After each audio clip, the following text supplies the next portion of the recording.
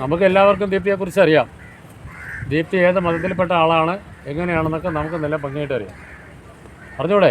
അറിയാം, എല്ലാവർക്കും അറിയാം. അറിഞ്ഞുകൊണ്ടാണ് നമ്മൾ നിർത്തിയത്, അല്ലേ? ഇല്ലെങ്കിൽ പിന്നെ എങ്ങനെ ഇവിടെ മത്സരിപ്പിക്കാൻ പറ്റൂലല്ലോ. അറിഞ്ഞുകൊണ്ടല്ലേ നമ്മൾ നിർത്തിയത്. നിങ്ങൾ നാക്കെടുക്കാത്ത എന്ത്?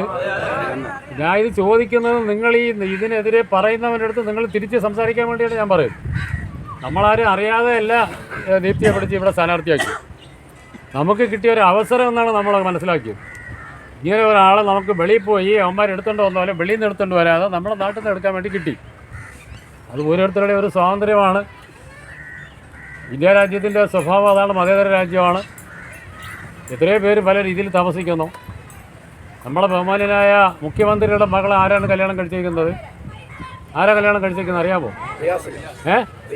വേറെ റിയാസ് അല്ല, മുഹമ്മദ് റിയാസ് എന്ന് പറ, അല്ലേ? നമ്മൾ ഏതൊരു പേരിൻ്റെയും ആദ്യത്തിൽ ചേർക്കുന്ന ഒരു വാക്കാണ് മുഹമ്മദ് എന്നുള്ളത്, അല്ലേ? അല്ലെങ്കിൽ അബ്ദു എന്നുള്ളത്. ഇത് രണ്ടും ചേർത്താണ് നമ്മൾ എടുക്കുന്നത്. അപ്പോൾ മുഹമ്മദ് റിയാസാണ് പിണറായി വിജയൻ്റെ മകളെ കല്യാണം കഴിച്ച് ഈ സംസ്ഥാനത്തിൻ്റെ മുഖ്യമന്ത്രിയുടെ മകളെ കല്യാണം കഴിച്ച് താമസിക്കും. അയാൾക്ക് വാപ്പയുണ്ട്, ഉമ്മയുണ്ട്, ബാക്കി എല്ലാവരും ഉണ്ട്. അദ്ദേഹത്തിൻ്റെ ഭാര്യയ്ക്ക് പിണറായി വിജയനുണ്ട്, അദ്ദേഹത്തിൻ്റെ ഭാര്യയുണ്ട്, അമ്മയുണ്ട്, സഹോദരങ്ങളെല്ലാം ഉണ്ട്. ഇതൊക്കെ പറഞ്ഞിട്ട് ഒരുമാതിരി ഇതിനൊരു നാടൻ ഭാഷയിൽ പറഞ്ഞാൽ എന്താണ് ഇതിന് പറയേണ്ട ഭാഷ? നമ്മളൊക്കെ സാധാരണ പറയുന്നൊരു ഭാഷയുണ്ട്, ആ ഭാഷ ഇതിന് പറയാൻ പറ്റും. മാന്യപ്രേക്ഷകർക്ക് പ്രശ്നങ്ങൾ പറഞ്ഞാൽ യൂട്യൂബ് ചാനലിലേക്ക് സ്വാഗതം. ഒരു വൃത്തികെട്ട ഒരു പ്രയോഗമാണ്. ഇവിടെ രാഷ്ട്രീയം പറഞ്ഞിട്ട് നീ വോട്ട് ചോദിക്കും. അല്ലാതെ കണ്ടിട്ട് ഇവിടെ 10-22 വർഷമായിട്ട് താമസിക്കുന്ന ഒരാൾ, അത് അവരുടെ സ്വാതന്ത്ര്യമല്ലേ. അവർക്ക് മാറുക അല്ലെങ്കിൽ ഒരു മുസ്ലിം ആവുക, ഇതെല്ലാം ചെയ്യേണ്ട അവരല്ലേ. അവർ കല്യാണം കഴിച്ചു കൊടുത്തു എന്നുള്ളതിൻ്റെ ഒറ്റ കാരണം പറഞ്ഞിട്ട് അതിൻ്റെ പേരിൽ ഫത്വ ഇറക്കിക്കൊണ്ടിരിക്കാൻ ഇവിടുത്തെ ജമാഅത്ത് കമ്മിറ്റിക്കാർ. ഇതൊന്നും ചോദിക്കാനായിട്ട് ഇവിടെ ആളില്ലാത്തതുകൊണ്ടാണ്. അത് ആ ജമാഅത്തുകാർ ചോദിക്കേണ്ട കാര്യമാണ്, ആ ജമാഅത്തിലുള്ള അംഗങ്ങൾ ചോദിക്കേണ്ട കാര്യമാണ്. എൻ്റെ പ്രിയപ്പെട്ട സഹകളെ, ഞാൻ ഒരു കാര്യം പറയുകയാണ്. ഇവിടുത്തെ ഏറ്റവും വലിയ സമ്പന്നൻ്റെ, ഈ ജമാഅത്തിലെ പെരുമാതുറ മുസ്ലിം ജമാഅത്തിൻ്റെ ഏറ്റവും വലിയ സമ്പന്നൻ്റെ മോള് താമസിക്കുന്ന നായരകുടയാണ് താമസിക്കുന്നത്. ഞാൻ യാദൃശ്യമായിട്ട് ആ കല്യാണം നടക്കുന്ന സ്ഥലത്ത് ട്രിവാൻഡ്രം ക്ലബിനകത്ത് ഞാൻ പോകേണ്ടി വന്നു വേറൊരാളെ കൂടെ. ഞാനൊരു വണ്ടിയിൽ വരുമ്പോഴത്തേക്ക് സഹായം ഒരു കല്യാണം ഉണ്ട്, അവിടെ ഒന്ന് കയറിയിട്ട് പോകാമെന്ന് പറഞ്ഞു. അങ്ങനെ ആ കല്യാണത്തിലോട്ട് ചെന്ന് ഞാൻ വണ്ടിയിലിരിക്കുകയാണ്. കാര്യം എന്നെ വിളിച്ചിട്ടില്ല കല്യാണത്തിൽ. എനിക്ക് ആരെ കല്യാണം എന്ന് പറഞ്ഞുകൂടാ. ഞാൻ അവിടെ ചെല്ലുമ്പോഴത്തേക്ക് അവിടെ കാണുന്ന രംഗങ്ങൾ അവിടെ നമ്മൾ അറിയുന്ന ആൾക്കാരാണ്. അത്രയും എല്ലാം ഭർത്ത ധരിച്ച താത്തമാരാണ് അവിടെ ഉള്ളത്. ഇവരെല്ലാം കൂടി നിന്ന് അവിടെ കല്യാണത്തിൻ്റെ ആഘോഷം നടക്കുകയാണ്. ഹിന്ദു മത ആചാരപ്രകാരം നടന്ന കല്യാണത്തിൻ്റെ ആഘോഷം നടക്കുകയാണ്. ഇന്നതുവരെ ഇവിടെ ഇതിന് ചോദ്യം ചെയ്യാൻ ആരുമില്ല. ഇന്നതുവരെ ഇതിനെ ഇവിടെ ചോദ്യം ചെയ്തിട്ടില്ല. ചോദ്യം ചെയ്താലും പല കൊട്ടാരത്തിനകത്ത് ഇതുപോലെയുള്ള വിഷയങ്ങളുണ്ടാവും. അപ്പോൾ ഇത് ഞാൻ പറഞ്ഞു വന്ന സാക്കളെ, നിങ്ങളിത് പറയണം. ഇത് വെറുതെ ഒരുമാതിരി നമ്മളെ പച്ച മലയാളത്തിൽ പറയും തൂറി തോപ്പിക്കുന്ന പരിപാടിയാണ്, നാറ്റം വെച്ച കേസാണ്. ഇത് നിങ്ങൾ മനസ്സിലാക്കി. ഞാൻ ഈ പറയുന്നത് നിങ്ങളെങ്കിലും ഇത് മനസ്സിലാക്കിയിട്ട് പറയുന്നവൻ്റെ അടുത്ത് പറയണം. നിങ്ങൾ പറയാതെ നമ്മൾ വായ അടച്ചു വെച്ചിട്ട് പോയാൽ ശരിയാവില്ല. ഇതൊരു വലിയ കാര്യമായിട്ട് എടുത്തിട്ട് ദീപ്തിക്ക് ഒരു ക്വാളിറ്റി ഇല്ല, ഒരു ക്വാളിഫിക്കേഷൻ ഇല്ല, ആകപ്പാടെ ഇല്ലാത്തൊരു കാര്യം ഇതാണ്. ഇതെന്തിനാണ് പറയുന്നത്? 22 വർഷമായി ഇവിടെ വിവാഹം കഴിച്ച് ഇവിടെ താമസിക്കുന്നു. ഏതാണ്ട് 10-18 വയസ്സ് കഴിഞ്ഞ ഒരു പയ്യനുമൊക്കെ ആയി അവർ കുടുംബമായിട്ട് താമസിക്കുന്നു. അതിനെ എടുത്തുകൊണ്ട് വന്നിട്ട് ഒരു കാര്യം പറഞ്ഞിട്ട് എന്തിനാണ് നാണം കെട്ട ഈ രീതിയിൽ വോട്ട് ചോദിക്കുന്നവർ? അവരോട് നിങ്ങൾ അക്കമിട്ട് പറഞ്ഞു കൊടുക്കണത്. വേറെ ഒരുപാട് പേരുടെ ഇതേപോലെ എടുത്താൽ, ഒരുപാട് വലിയ വലിയ മഹാന്മാരുടെ ചരിത്രങ്ങൾ എടുത്താൽ അവരുടെ ഇടയിൽ ഇതുപോലെയൊക്കെ ഉണ്ട്. അതെടുത്തിട്ട് വോട്ട് ചോദിക്കരുത്. ഈ രാഷ്ട്രീയമായിട്ട് ഞാൻ ഇന്ന കാര്യങ്ങൾ ചെയ്തു, ഈ വാർഡിനകത്ത് ഞാൻ ഇന്ന കാര്യങ്ങൾ ചെയ്തത്, ഈ വാർഡിൻ്റെ ചരിത്രത്തിൽ ഇന്നതുവരെ ചെയ്യാത്ത പണിയാണ് ഈ ഫാത്തിമ ഷാക്കിറുള്ള വന്നതിന് ശേഷം ചെയ്തൊരു പണി. ഇവിടെ കാണുന്ന ഈ റോഡിൽ നിന്ന് ഏതാണ്ട് അങ്ങ് നൗഫലിൻ്റെ വീടിൻ്റെ അതുവരെ കോൺക്രീറ്റ് ചെയ്തു. ഏതാണ്ട് 13 ലക്ഷത്തി ചിലവാനും രൂപയാണ് അതിന് വേണ്ടി ചിലവാക്കി. എത്ര കേസുകൾ അതിൻ്റെ പേരിലുണ്ടെന്നറിയാമോ? കോൺഗ്രസ്സുകാരൻ വന്ന് എൻ്റെ അടുത്ത് ചോദിച്ചു, മെമ്പറെ നടക്കുമോ? ഞാനോട്ട് ഏറ്റവും അടുക്കുന്ന ഒരുത്തം ചോദിച്ചു, ഇത് നടക്കുമോ? ഇതിൻ്റെ വിലയൊക്കെ പ്രശ്നങ്ങളില്ലേ? നിയമസഭാ സമിതിയിൽ നിന്ന് ഇവിടെ അന്വേഷണത്തിന് വന്നതല്ലേ, ഈ റോഡിൻ്റെ പണി നടക്കുമോ എന്നൊക്കെ എൻ്റെ അടുത്ത് ചോദിച്ചു. ഞാൻ പറയാം, നീ ഒന്ന് വാ അടച്ചു വയ്ക്കുമോ? നിൻ്റെ വാവൊന്ന് അടച്ചു വയ്ക്കുമോ? അടച്ചു വെച്ചാലും ചെയ്യുമെന്ന് പറഞ്ഞു. നിൻ്റെ വാവൊന്ന് അടച്ചു വയ്ക്കും, നിൻ്റെ കൂടെ നിൽക്കുന്നതിൻ്റെ വായൊന്ന് അടപ്പിക്കാൻ നീ നോക്കിക്കഴിഞ്ഞാൽ ഈ പണി ഞാൻ ചെയ്തു തരാമെന്ന് പറഞ്ഞു. ഞാനാണ് ഇവിടെ വന്നതെന്ന് ഇവിടെ നങ്ങറ്റം വരെ പണി ചെയ്തത്. എത്ര ഭംഗിയായിട്ടാണ് ചെയ്തത്. എത്രയോ പേര് മാറി ഇവിടെ വന്നിട്ട് എന്തെങ്കിലും ചെയ്യാൻ കഴിഞ്ഞിട്ടുണ്ടോ? ഇവിടെ ചെയ്യാൻ കഴിയാതെ ഇനി ഇവിടെ ചെയ്യാൻ കഴിയാത്തതെന്ന് പറയുന്നത്, ഇനിയിപ്പോൾ കുറച്ച് സ്ഥലങ്ങൾ ഇൻ്റർലോക്ക് ചെയ്യാനുണ്ട്. ഈ വർഷത്തെ പദ്ധതിയിൽ നമുക്ക് ഇൻ്റർലോക്ക് നമ്മൾ വെച്ചേക്കാണ്. ഇനിയുള്ള ഇവിടുത്തെ നടപ്പാതകളെ ഇൻ്റർലോക്ക് ചെയ്യാൻ വേണ്ടി വെച്ചിട്ടുണ്ട്. ആ പണി ചെയ്യുന്ന സമയത്ത് തന്നെ അവിടെ നിന്ന് ഇങ്ങോട്ടുള്ളത് ഏതാണ്ട് നമ്മൾ നജീബ് സാഹ് താമസിക്കുന്നതിൻ്റെ അതുവരെ വരുന്ന അവിടെ കൂടെ കോൺക്രീറ്റ് ചെയ്യാൻ വേണ്ടി നമ്മൾ വെച്ചതാണ്. ഒരു പഞ്ചായത്തിന് കിട്ടുന്ന ഫണ്ടെന്ന് പറയുന്നത് അതിനെ ഡിവൈഡ് ചെയ്ത് 19 വാർഡിലത്തേക്ക് ഡിവൈഡ് ചെയ്ത് പോകുമ്പോഴത്തേക്ക് വളരെ തുച്ഛമായ എമൗണ്ട് നമുക്ക് കിട്ടും.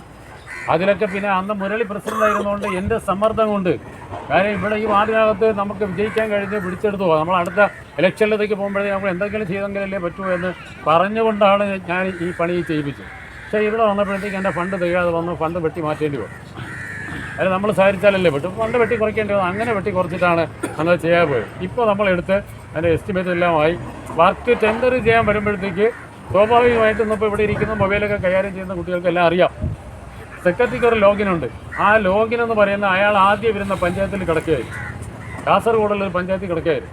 അയാൾക്ക് അവിടെ ഇങ്ങനെ ഒരു ലോഗിൻ ഉണ്ടോ എന്നുള്ള കാര്യം പോലെ അയാൾക്ക് അറിയണമെന്ന് അയാൾ മറന്നുപോയി. അതിൻ്റെ സത്യാവസ്ഥ അതാണ്.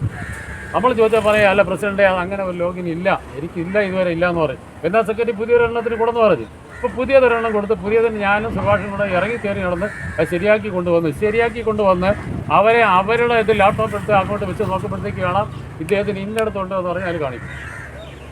പിന്നെ രണ്ടാമത് ഇപ്പോൾ അത് നമ്മൾ അവിടെ നിന്ന് അദ്ദേഹത്തിൻ്റെ ലോഗിൻ ഇങ്ങോട്ട് അയച്ചു കൊടുത്ത് വന്നപ്പോഴത്തേക്ക് നമ്മളെ വർക്ക് ടെൻഡർ ചെയ്യാനൊക്കാത്ത അവസ്ഥയിലായി. ഇവിടെ ഇലക്ഷനത്തിൻ്റെ നടപടിക്രമങ്ങൾ ആരംഭിച്ച് കഴിഞ്ഞ് നമുക്ക് ചെയ്യാനൊക്കാത്തൊരവസ്ഥ. അതാണ് ഇതിൻ്റെ കാര്യമെന്ന് പറയുന്നത്. അപ്പോൾ അതെന്തായിരുന്നാലും ഇപ്പോഴും നമ്മൾ ഇനിയിപ്പോൾ എത്ര ദിവസം ഇരിക്കുന്നത്, 28 ദിവസമുള്ളൂ ഇനി ഇലക്ഷൻ, 28 ദിവസം ഇല്ല. അപ്പോൾ അത് കഴിഞ്ഞാൽ ആ വർക്ക് നമ്മളിവിടെ ചെയ്യും. അപ്പോൾ ആ ചെയ്യുമ്പോഴത്തേക്കും നമ്മുടെ ഒരു മെമ്പറായിരിക്കണം ഇവിടെ വേണ്ടത് നമ്മുടെ മെമ്പറായിരിക്കണം. ഇനി നമ്മളിതിനെ വകവെച്ച് കൊടുക്കാൻ പാടില്ല, വിട്ടുകൊടുക്കാൻ പാടില്ല.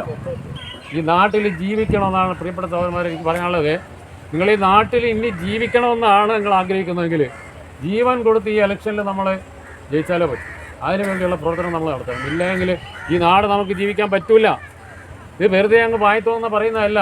ഇന്ന് ഈ ഇന്ത്യ രാജ്യത്തിനകത്ത് നടക്കുന്ന ഓരോ സ്റ്റേറ്റിലും നടക്കുന്ന കാര്യങ്ങളെടുത്ത് നമ്മൾ പരിശോധിച്ചാൽ ജീവൻ പണയം വെച്ചാണ് അവിടെ പിന്നോക്ക വിഭാഗങ്ങൾ താമസിക്കുന്ന ക്രിസ്ത്യാനികളായിരുന്നാലും പിന്നെ മുസ്ലിങ്ങളായിരുന്നാലും അടച്ചു വെച്ചുകൊണ്ട് മിണ്ടാനൊക്കാത്ത രീതിയിൽ സ്വന്തം മക്കളെ ഒരു മദ്രസയിൽ എന്ന് പറയുന്ന ഒരു സ്ഥാപനം പോലും അവിടെ ഇല്ല, അയച്ച് പഠിപ്പിക്കാനൊക്കാത്ത രീതിയിൽ ക്രിസ്ത്യാനികൾ അവരേറ്റവും കൂടുതൽ അവരുടെ മതപ്രവർത്തനം നടത്തുന്നത് ജനങ്ങളുടെ ഇടയിൽ ഇറങ്ങി നടന്നാണ് നടത്തുന്നത്. നമ്മളെപ്പോലെയല്ല. അവർക്ക് അവിടെ ഇറങ്ങി നടക്കാൻ പറ്റില്ല. അവിടുത്തെ ബിഷപ്പന്മാർക്ക് കഴിയുന്നില്ല, അവിടുത്തെ അച്ഛന്മാർക്ക് കഴിയുന്നില്ല, അവിടുത്തെ കന്യാസ്ത്രീകൾക്ക് കഴിയുന്നില്ല. ഈ ഒരു അവസ്ഥയിൽ പോവാണ്. അവരക്കമിട്ട് പറഞ്ഞ 3 വിഭാഗത്തിൽ ഒരു വിഭാഗമാണ് നമ്മളെന്നുള്ള ഓർമ്മ വേണം.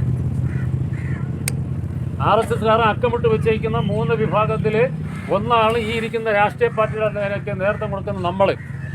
ഒന്നാമതായിട്ട് മുസ്ലിങ്ങളെയും, രണ്ടാമതായിട്ട് ക്രിസ്ത്യാനികളെയും, മൂന്നാമതായിട്ട് CPM എന്ന് പറയുന്ന ഈ രാഷ്ട്രീയ പ്രസ്ഥാനത്തിൻ്റെ മക്കളെയാണ് കാത്തിരിക്കുന്നത് കൊന്നൊടുക്കാനായിട്ട്. കഴിഞ്ഞ ദിവസം ഒരുത്തം പറഞ്ഞില്ലേ, ഈ 3 വിഭാഗത്തിന് കണ്ണ് ചൂഴ്ന്നെടുക്കണമെന്ന് പറഞ്ഞില്ലേ. ഇതെല്ലാം കേട്ടാലും നമുക്കൊരു ചിന്തയില്ല. നമ്മളിവിടെ കേൾക്കുന്നത് അങ്ങ് കഴിഞ്ഞു പോകുന്നു, നമ്മൾ നമ്മുടെ വഴിക്ക് പോകുന്നു. ഈ രാജ്യത്ത് എന്ത് നടക്കുന്നു ഇതൊന്നും നമുക്ക് ഇതില്ല.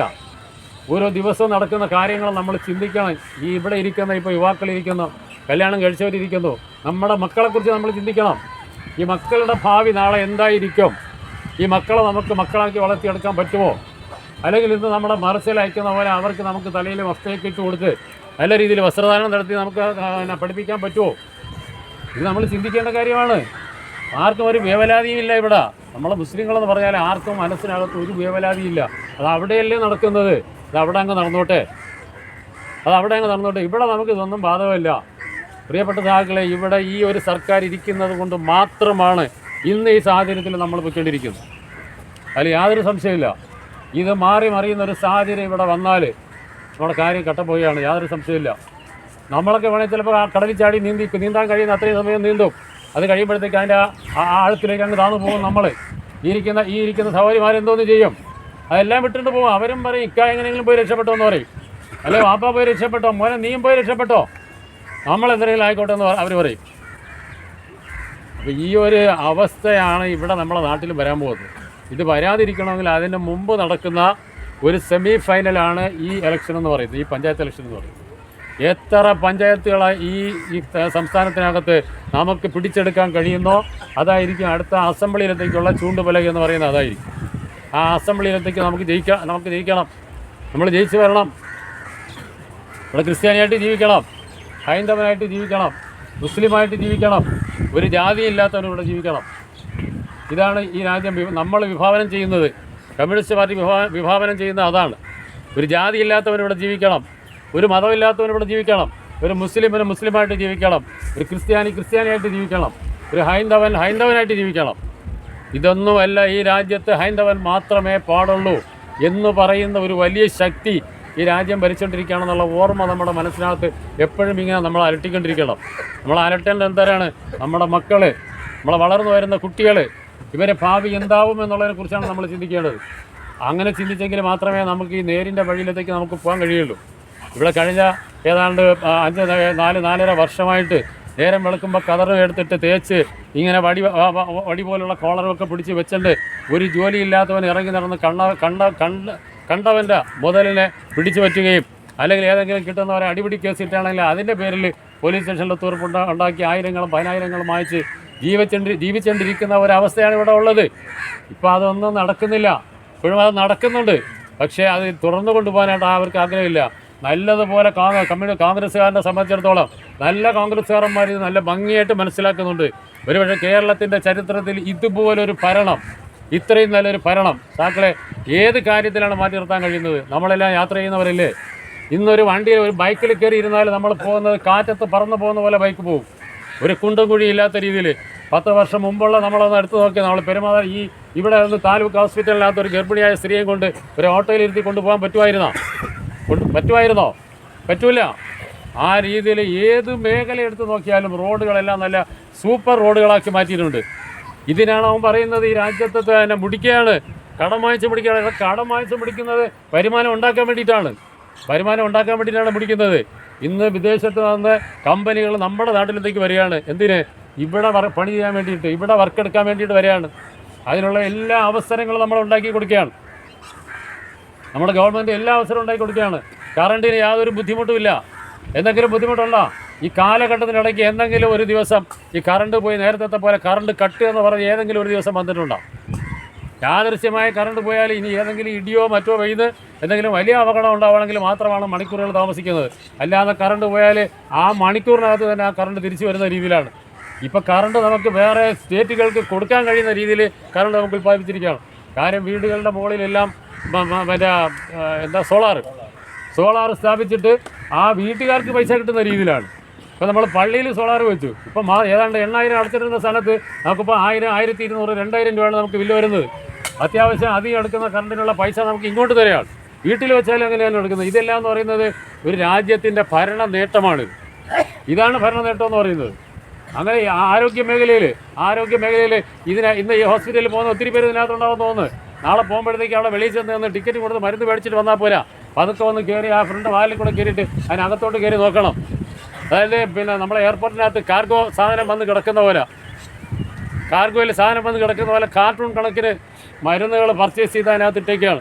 ഇത് വേറെ എവിടെ നിന്നും കൊടുക്കുന്നതല്ല, പഞ്ചായത്ത് കൊടുക്കുന്ന പൈസയാണ്, ചോദിക്കുന്ന പൈസ കൊടുക്കുകയാണ്. കഴിഞ്ഞ വർഷം 9 ലക്ഷം രൂപയാണ് മരുന്ന് മേടിക്കാൻ കൊടുത്തെങ്കിൽ ഇത്തവണ മെഡിക്കൽ ഓഫീസർ ആവശ്യപ്പെട്ട് 12 ലക്ഷം വേണമെന്ന് പറഞ്ഞ് 12 ലക്ഷം നമ്മൾ കൊടുത്തിട്ടുണ്ട്. അത് കൂടാതെ 12, 13, 14 ലക്ഷം രൂപ ഏതാണ്ട് 313 വരുന്ന കിടപ്പ് രോഗികളുണ്ട്. പാലിയേറ്റീവ് കെയറിൻ്റെ പ്രവർത്തനം നടക്കുന്നുണ്ട്. അതിവിടെ നല്ല ഭംഗിയായിട്ട് നടന്നുകൊണ്ടിരിക്കുകയാണ്. ഇവിടെ പാലിയേറ്റീവ് കെയറിൻ്റെ പ്രവർത്തനം നടക്കുകയാണ്. അതിൽ കിടപ്പ് രോഗികളായിട്ടുള്ള ഏതാണ്ട് 100-125 ആൾക്കാരുണ്ട്. ബെഡിൽ തന്നെ കിടക്കുന്നവർ.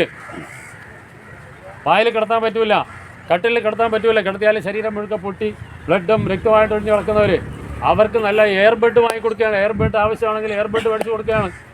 ഇനി വാട്ടർ ബെഡാണ് ആവശ്യമെങ്കിൽ ആ വാട്ടർ ബെഡ് നമ്മൾ വാങ്ങിച്ചു കൊടുക്കുകയാണ്. ഇങ്ങനെ ഏത് മേഖല, ഇനി ഒരാളിന് സൈക്കിള് വീൽ ചെയറാണ് ആവശ്യമെങ്കിൽ അത് കൊടുക്കുന്നു. ഇപ്പോൾ ഈ വർഷത്തിൽ 2 പേർക്ക് ജില്ലാ പഞ്ചായത്തിൽ നിന്ന് മറ്റേ മോട്ടറൈസ്ഡ് വണ്ടി കൊടുത്തു. അതായത് കയറി ഇരുന്ന് ഇഴഞ്ഞിഴഞ്ഞ് നടക്കുന്ന പിള്ളേർക്ക് വണ്ടി കയറി ഇരുന്നിട്ട് സ്വിച്ച് ഓൺ ചെയ്ത് കഴിഞ്ഞാൽ വീട്ടിനകത്തും നിരപ്പുള്ള തറയുണ്ടെങ്കിൽ അതിൽ കൂടി അവർക്ക് റോട്ടിൽ പോകാം, ആശുപത്രിയിൽ പോകാം, എവിടെ പോകാനും പറ്റുന്ന രീതിയിൽ പെരുമാറി. അത് രാഷ്ട്രീയം നോക്കിയല്ല കൊടുത്തത്. ഞാനാണോ അതിനെ റെക്കമെൻഡ് ചെയ്തതിന് ശേഷമാണ് അറിയുന്നത് ഇത് ആളിന്നാരാണെന്ന്. ഞാൻ പറയാം അത് ആളിന്നാരോ അതോ മറ്റാളോ അതല്ല ഞാൻ നോക്കിയത്. അതിന് തീർത്തും ആ കുട്ടി ഏതാണ്ട് ഒരു 24, 25 വയസ്സായ ഒരു പെൺകൊച്ച് കല്യാണം ആഗ്രഹിക്കുന്നില്ല. അത് പക്ഷേ അതിരുന്ന് ഇഴയാണ് ചെയ്യുന്നത്. അപ്പോൾ അതിന് സഞ്ചരിക്കാൻ വേണ്ടിയിട്ടൊരു വണ്ടി കൊടുക്കുക എന്നുള്ളത് അവിടെ പിന്നെ രാഷ്ട്രീയം നോക്കിയിട്ട് കാര്യമില്ല. അവൻ അവസാന മണിക്കൂറിൽ ഒരു സർട്ടിഫിക്കറ്റ് കിട്ടാൻ 5 മണിക്ക് മുമ്പ് അവിടെ എത്തിക്കണം. 4:40 എന്നെ വന്ന് കാണുന്നത്. 4:40 വന്ന് ആ മുന്നിട്ട് കൊണ്ട് ഞാൻ അത് സെക്രട്ടറിയെ ചാടിച്ച് അവിടെ ഇരുന്ന ക്ലർക്കിൻ്റെ ചാടിച്ച് പെട്ടെന്ന് ഇത് ശരിയാക്കിയിട്ട് അപ്പോൾ തന്നെ മെയിൽ ചെയ്തോളൂ. മെയിൽ ചെയ്തില്ലെങ്കിൽ അത് അവർക്ക് കിട്ടില്ല. അപ്പോൾ ആ രീതിയിൽ ആരോഗ്യ മേഖലയിൽ എന്തെല്ലാം ചെയ്യാമോ അതെല്ലാം ചെയ്യാം. നേരത്തെ ഇവിടെ പറഞ്ഞതുപോലെ ഒരു മാസത്തേക്കൊക്കെ ഉള്ളതാണ് ബുക്ക് കൊടുത്തിട്ട് മരുന്ന് കൊടുക്കുന്നത്. ഒരു മാസത്തേക്കുള്ള മരുന്ന് നമ്മൾ ഇന്നത്തെ മരുന്നിൻ്റെ വില വെച്ച് നമ്മളൊന്ന് ആലോചിച്ച് നോക്കി എത്ര രൂപ വേണം ഒരു മാസം. ഇത് നമ്മുടെ ഹോസ്പിറ്റലിൽ നിന്ന് ഫ്രീ ആയിട്ട് കൊടുക്കുകയാണ്. നമ്മൾ ഈ വികസന പ്രവർത്തനം എന്ന് പറയുന്നത് ഇതിലുള്ള റോഡ് വന്നില്ല, അല്ലെങ്കിൽ അവിടെ ഒരു പാലം വന്നില്ല, ഇതല്ല വികസന പ്രവർത്തനം. അതൊരു ഒരു ഭാഗമാണ്. റോഡും പാലം നമുക്ക് സഞ്ചരിക്കാൻ ആവശ്യമാണ്. പക്ഷേ അതിനേക്കാൾ ഉപരി ഇതാണ് ഏറ്റവും വലിയ വികസനം എന്ന് പറയുന്നത്. ഒരു രോഗി വന്നാൽ ആ രോഗിക്ക് മരുന്ന് കൊടുക്കണം, അവരെ ശുശ്രൂഷിക്കണം, അവർക്ക് ആവശ്യമായ ഈ പാലിയേറ്റീവ് കെയറിൻ്റെ കാര്യം കൂടി പറഞ്ഞ് ഞാൻ നിർത്തിയാണ്. ഈ ഏതാണ്ട് 125 രോഗികളെ നോക്കാൻ വേണ്ടിയിട്ട് നമ്മളൊരു ആംബുലൻസിന് പൈസ പിരിച്ചെടുത്തിട്ടുണ്ട്. നിങ്ങൾക്കറിയാമോ? ഇവിടെ ഇരിക്കുന്ന ആരെങ്കിലും എനിക്കറിയില്ല. പലരും ചിലപ്പോൾ 50 രൂപ 100 രൂപയൊക്കെ തന്നിട്ടുണ്ട്. ഇവിടെ നേതാണ്ട് നമ്മുടെ വാർഡിനകത്ത് നിന്ന് എത്ര രൂപ പിരിച്ചു കൊടുത്ത് പിന്നെ ഫാത്തിമ ആംബുലൻസിന് എത്ര രൂപ പിരിച്ചു കൊടുത്ത്? 28,000 രൂപ ഇവിടെ നിന്ന് നമ്മൾ പിരിച്ചു കൊടുത്തു. 28,000 രൂപ നമ്മൾ പിരിച്ചു കൊടുത്ത് അത് 12 ലക്ഷം രൂപയ്ക്ക് അതിനാണ് നമ്മൾ ആംബുലൻസ് എടുത്തത്. ആ ആംബുലൻസ് ഇന്നിപ്പോൾ പാലിയേറ്റീവ് കെയറിൻ്റെ ഓട്ടോ ഓടെയാണ് ഈ ഹോസ്പിറ്റലിനകത്ത്. ഈ ഹോസ്പിറ്റലിനകത്ത് 2 ആംബുലൻസ് ഉണ്ട്, ചെറിയ ആംബുലൻസ്. നമ്മൾ നാട്ടുകാർ പൈസ കൊടുത്ത് പിരിച്ചെടുത്തതാണ്, പിരിച്ചു കൊടുത്തത്. അത് നമുക്കറിയാമല്ലോ. കൊറോണ സമയത്ത് എന്തുമാത്രം നമുക്ക് ഉപകാരപ്പെട്ട്. കൊറോണ സമയത്ത് ആ വീട്ടിനകത്ത് വെളി ഇറങ്ങാൻ നോക്കില്ല, ഈ റോഡിൽ നടക്കാൻ പറ്റില്ല, ഇടവഴി കൂടെ പോകാൻ പറ്റില്ല. എല്ലാ